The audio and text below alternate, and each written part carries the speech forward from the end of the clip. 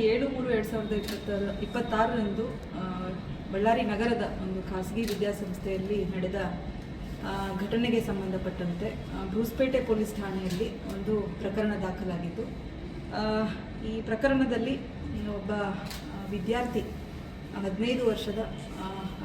ಅಪ್ರಾಪ್ತ ಬಾಲಕನೋರ್ವ ತನ್ನ ಸಹಪಾಠಿಗಳ ಮೇಲೆ ಹಲ್ಲೆ ನಡೆಸಿ ಸ್ಥಳದಿಂದ ಪರಾರಿಯಾಗಿದ್ದು, ಬಳ್ಳಾರಿ ಪೊಲೀಸ್ ಅವನ ಪತ್ತೆಗಾಗಿ ಒಂದಷ್ಟು ತಂಡಗಳನ್ನು ನಿಯೋಜನೆ ಮಾಡಿ ನಾವು ಪ್ರಯತ್ನವನ್ನು ಕಳೆದ 2 ದಿನಗಳಿಂದ ಮಾಡ್ತಾ ಇರುವಂಥದ್ದಿದೆ. ಸುಮಾರು ಪ್ರಕರಣ ಆದ ದಿನದಿಂದ ಆದ ರಾತ್ರಿಯಿಂದ ಸುಮಾರು ತಂಡಗಳು ಅವನನ್ನು ಪತ್ತೆ ಹಚ್ಚುವ ಕಾರ್ಯಾಚರಣೆಯಲ್ಲಿ ನಿರತರಾಗಿದ್ದು, ಜಿಲ್ಲೆಯಲ್ಲಿದ್ದಂತಹ ಎಲ್ಲ ಅಧಿಕಾರಿಗಳು, ಪೊಲೀಸ್ ಠಾಣಾ ಇನ್ಸ್ಪೆಕ್ಟರ್ಸು, DYSPಸು, ಹಾಗೆ DAR ಸಿಬ್ಬಂದಿ, ಡಾಗ್ ಸ್ಕ್ವಾಡು,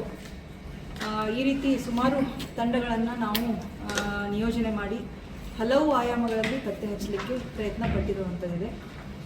ಈ ಕುರಿತು ನಾವು ವಿಶೇಷವಾಗಿ ಬಳ್ಳಾರಿ ನಗರದಲ್ಲಿ ಹಾಗೂ ಸುತ್ತಮುತ್ತಲಿನ ಪ್ರದೇಶಗಳಲ್ಲಿ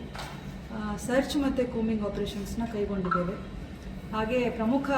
ಪಬ್ಲಿಕ್ ಪ್ಲೇಸಸ್ ಏನಿದೆ, ಬಸ್ ಸ್ಟ್ಯಾಂಡ್ ಇರ್ಬೋದು, ರೈಲ್ವೆ ಸ್ಟೇಷನ್ ಇರ್ಬೋದು, ಹಾಗೆ ಟೆಂಪಲ್ಸ್ಗಳಲ್ಲಿ ಎಲ್ಲಿ ಹೆಚ್ಚಿನ ಜನರು ಸೇರ್ತಾರೆ, ಊಟದ ವ್ಯವಸ್ಥೆಗಳಿರುತ್ತೆ, ಸೊ ಇಂಥ ಸ್ಥಳಗಳಲ್ಲಿ ನಾವು ಪರಿಶೀಲನೆಯನ್ನು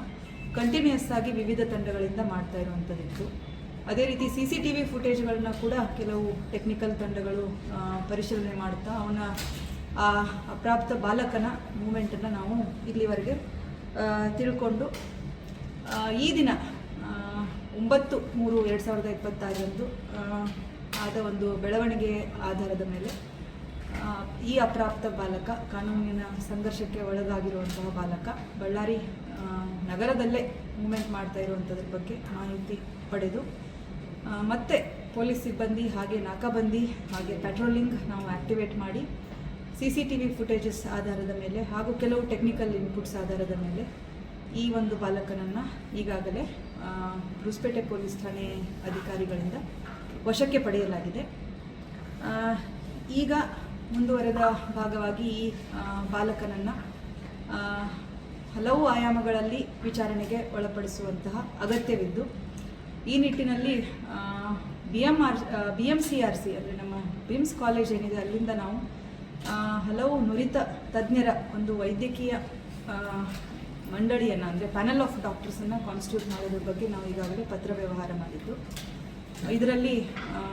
ಮೇನ್ಲಿ ಪೀಡಿಯಾಟ್ರಿಷನ್ನು, ಹಾಗೆ ಕ್ಲಿನಿಕಲ್ ಸೈಕ್ಯಾಟ್ರಿಸ್ಟು, ಕ್ಲಿನಿಕಲ್ ಸೈಕಾಲಜಿಸ್ಟು, ಆಮೇಲೆ ಸೈಕಿಯಾಟ್ರಿಸ್ಟು, ಜನರಲ್ ಫಿಸಿಷಿಯನ್ನು, ಈ ಥರ ವೈದ್ಯರ ಒಂದು ತಂಡವನ್ನು ರಚಿಸಿ ಈ ಒಂದು ಬಾಲಕನನ್ನು ಕಂಪ್ಲೀಟ್ ಅವನ ಒಂದು ಸ್ಥಿತಿಗತಿಯನ್ನು ಮೆಡಿಕಲ್ ಎಕ್ಸಾಮಿನೇಷನ್ ಮುಖಾಂತರ ಪರಿಶೀಲನೆ ಮಾಡುವಂತಹ ನಿಟ್ಟಿನಲ್ಲಿ ನಾವು ಪ್ರಯತ್ನ ಪಡ್ತಾ ಇದ್ದೇವೆ. ಅದೇ ರೀತಿ ತನಿಖೆಯ ಅಂಗವಾಗಿ ಪೊಲೀಸ್ ಇಲಾಖೆಯಿಂದ ಕೂಡ ಕೆಲವು JJ ಆ್ಯಕ್ಟಲ್ಲಿ ಇರುವಂತಹ SOPsನ ಫಾಲೋ ಮಾಡಿಕೊಂಡು ಈ ಒಂದು ಬಾಲಕನನ್ನು ಪರಿಶೀಲನೆ ಮಾಡಿ ಅವನ ಸ್ಟೇಟ್ಮೆಂಟನ್ನು ರೆಕಾರ್ಡ್ ಮಾಡಲಾಗ್ತಿದೆ. ಅದೇ ರೀತಿ ಪ್ರಕರಣದ ಫಿರ್ಯಾದಿಯಲ್ಲಿ ಬಂದಂತೆ ಈ ಬಾಲಕನಷ್ಟೇ ಅಲ್ಲದೆ ಶಾಲಾ ಮಂಡಳಿ ಹಾಗೂ ವ್ಯವಸ್ಥಾಪಕ ಮಂಡಳಿಯನ್ನು ಅವರ ಒಂದು ನೆಗ್ಲಿಜೆನ್ಸನ್ನು ಕೂಡ ಫಿರ್ಯಾದಿದಾರರು ವ್ಯಕ್ತಪಡಿಸಿದಂತೆ ಅವರನ್ನು ಕೂಡ ನಾವು ಈಗ ನೋಟಿಸ್ ಅವರಿಗೆ ಜಾರಿ ಮಾಡಿದ್ದು, ಅವರ ದಾಖಲಾತಿಗಳನ್ನು ಪರಿಶೀಲನೆ ಮಾಡುವಂಥದ್ದು, ಹಾಗೆ ಅಲ್ಲಿ ಅವರ ಮಕ್ಕಳ ಸೇಫ್ಟಿ ಸೆಕ್ಯೂರಿಟಿ ಬಗ್ಗೆ ಏನು ಸಿಸ್ಟಮ್ಸ್ ಇತ್ತು ಶಾಲೆಯಲ್ಲಿ, ಎಲ್ಲ ದಾಖಲಾತಿಗಳು ಅವರು ಶಾಲೆಯನ್ನು ಹಾಗೂ ಹಾಸ್ಟೆಲ್ನ ನಡೆಸುವುದರ ಬಗ್ಗೆ ಪಡೆದಿದ್ರ ಅನ್ನುವಂಥ ಆ್ಯಂಗಲಲ್ಲಿ ಕೂಡ ಇನ್ವೆಸ್ಟಿಗೇಷನ್ ಮಾಡಲಾಗ್ತದೆ.